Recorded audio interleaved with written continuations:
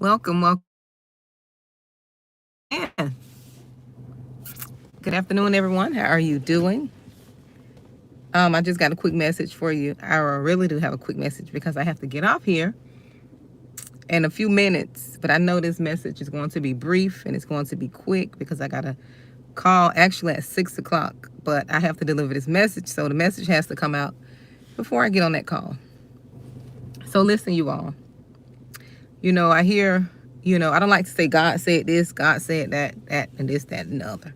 But in my spirit, I feel that when you get what you prayed for, when you get what you have been toiling for, you've been praying for, you've been fasting for, you've been sacrificing for, you've been canceling out, curses, and you've been doing all the warfare, right? When you get what you want, and when you see the things that God promised you start manifesting, I heard God say, keep doing the work. Don't stop doing the work when you start seeing the things that he promised you start manifesting. You start walking in the visions that God has shown you. You start walking in the things you prayed for, you journaled for, you fasted for. The things that you know are rightfully yours as royalty. You got to keep doing the work. Somebody needs to hear this because I've been there. I've done it. We could be focused so much on, getting to this certain point, right? It's almost like when I had the goal of finishing college, that was what I was aiming for. I was aiming for finishing college. I was aiming for getting my degree. I was aiming for that because, my grandmothers, they could not do it. They were not able to do it. They didn't have the resources. They didn't have the support that we have now. So when I was focused on finishing and getting my degree and finishing college, when I got that degree, it's like all of the discipline I had to get it, all of the sacrifices that I sacrificed to get it, it just seems like everything went out the door. Like when you're focused on something, you are disciplined. You have a routine, you have a plan, you have a strategy. You're willing to sacrifice everyone. Like, I don't want to deal with nobody right now. I'm focused, And then when you get that thing, it's almost like now that I got it, I can revert back to my old habits. No, that's not how it goes. Sometimes God give us a desire in our hearts, right? He give us a desire in our hearts so that, right? So that we can develop disciplines, so that we can create new habits, so that we can create new habits.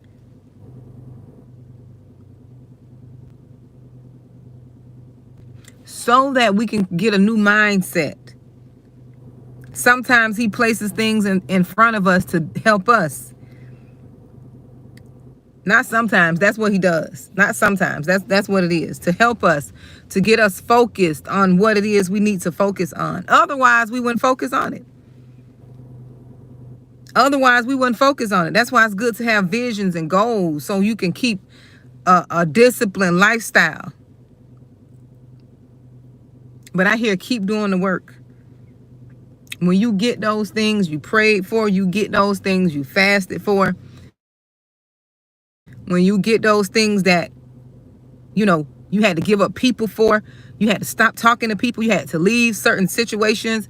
When you get what it is that you saw that God promised you, that doesn't mean now you can go pick back up those people who he told you to get rid of, he told you to walk away from. You don't go back and pick those people up unless he called you to do it, okay? Unless he is telling you you had to be separated for this season for a reason. But you don't go back to the old friends and the old relationships and the old eating habits and the old lifestyle habits and the old, behaviors when nobody's looking.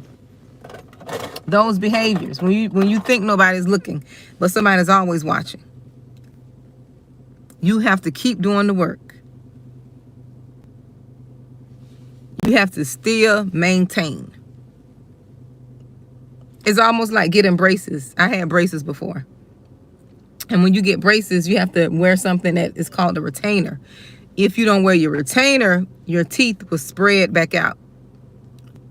Because I used to have spaces in my teeth in the bottom and at the top. I had a gap. My dad has a gap. But because I don't wear my retainer like I'm supposed to, and I know this now, just being hard-headed and doing what I want to do. But because I don't wear my retainer, my teeth, my gap is coming back. Yes, all that money I spent. But that's an example. You have to maintain. You know, when you get delivered, you have to do maintenance on your deliverance. You still have to close the door. You still have to say no to people. You still can't go around certain people. You still have to say no to these different eating habits. There is something called maintenance. You have to maintain what it is that got you to where you are.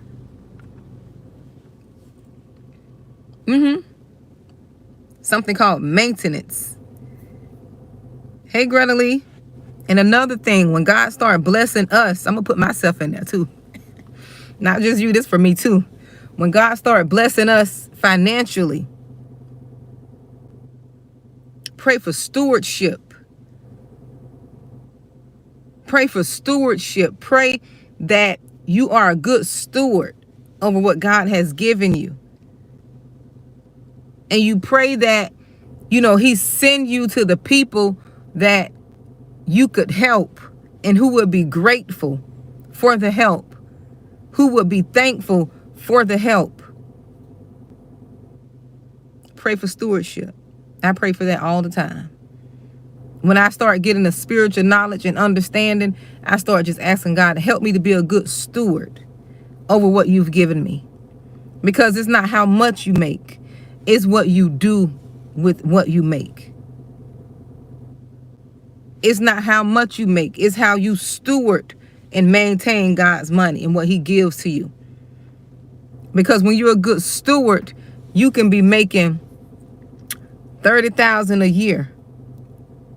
And by you stewarding and you're doing what God told you to do with that money, you're blessing the poor, you're helping people, he will triple and double the 30,000.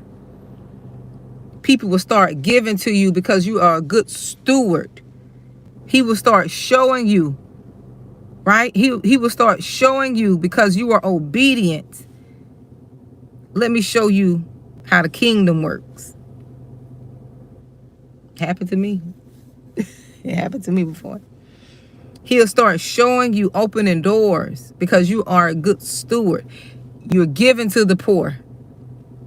You're not turning your heads when you see somebody begging, worried about what they're going to do with the money. No, you give when you're unctioned to give, and you let God work the rest out.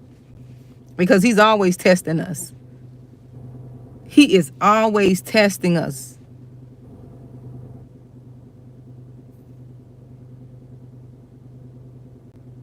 I had plenty of opportunities when I was financially ignorant. Wasted money, blown money. Because when you don't know, you just don't know. When you don't know, you just don't know.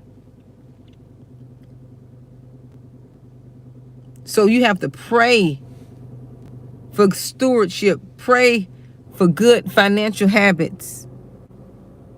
Pray against that poverty spirit, that poverty mindset, that you want to hold on to everything and you don't have anything to hold on to. You're holding on to nothing. We got to pray against that spirit of poverty. You don't want to give it up. You don't want to help nobody else, but you barely got enough to give, but you still holding on to the nothing that you have. I was like, Lord, I don't want to be that way. Whenever you tell me to give, I want to be in a position to give And I want my heart posture to be right when I give. I want to give and not think about it. To know that God is going to, whatever I give, he's going to quadruple it. I don't want to be worried. I don't want to have the mindset of worrying when I have to let go of something. I don't want that. I want to have so much that it's not going to hurt me. And in order to get in that position, we got to learn to be good stewards. Stewardship. That's what I'm praying for. Stewardship. And continue doing the things that got you there. Because see, let me tell y'all. People get on these internet streets and be, showing off their blessings. And there's nothing wrong with that when you get it the right way. They get on these internet streets and they show off their blessings and they show you and pretend that they got it going on and got this and that going on. And they're not telling you what they're doing behind the scenes. They are not telling you what they're doing behind the scenes to get that success. Because God's success is slow. His success is slow and steady. It'll come quickly, but it's still slow and steady because he's processing you. He's developing your character to be able to, sustain what it is that you want. You have to be able to sustain what it is that he's giving you. Because look how many times we don't have money and we were in the world. We had money, plenty of money. We don't touch the $1 million plenty of times. Wasteful. No good stewardship skills. No good management skills. We don't touch the $1 million before.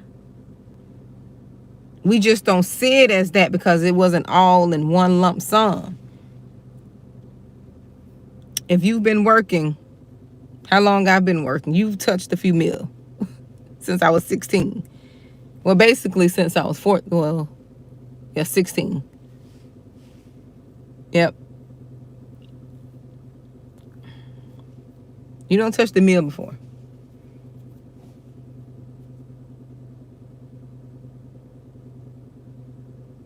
And what God has been doing with me is I want to get out of this monthly payment thing. Like, if I could pay for something up front, I want to pay for it up front. If I could pay for like my car insurance for the, entire 6 months or 12 months, that's what I want to do.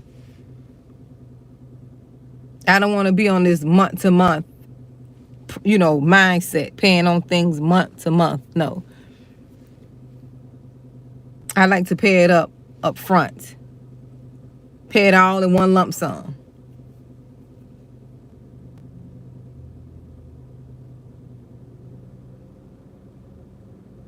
So keep doing the work. That's the message. Don't stop doing what it is that you're doing. If you're fasting, keep fasting. If you're praying, keep praying. If you're journaling, keep journaling. If you're signed up for a mentorship program, keep going. If you're on a monthly group coaching session, keep going. If you are abstinent and celibate, keep going.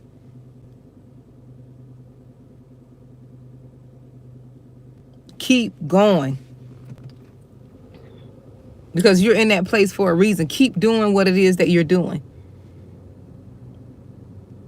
Don't stop doing it because it's work.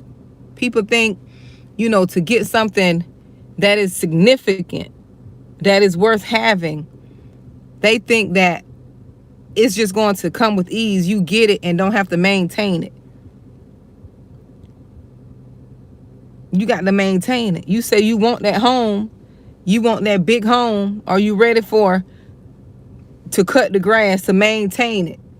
Are you ready to cut the grass? Are you in a position to make sure that you are taking care of the plumbing and anything that happens to it?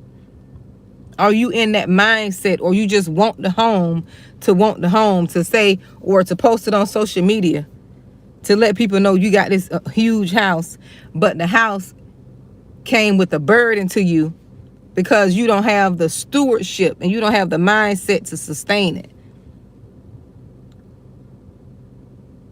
If you got the home and you can't enjoy it, that's not from God. I don't care what anybody says. It's not from him. You're not supposed to be burdened. That's when you know you're not in his will, because when he gives you something, it's going to be easy, which means you're going to be at peace. Although you have to maintain it and do what you got to do, it's not going to be a yoke around your neck. It's not going to be hard, and you're not stressed out. You will be at peace.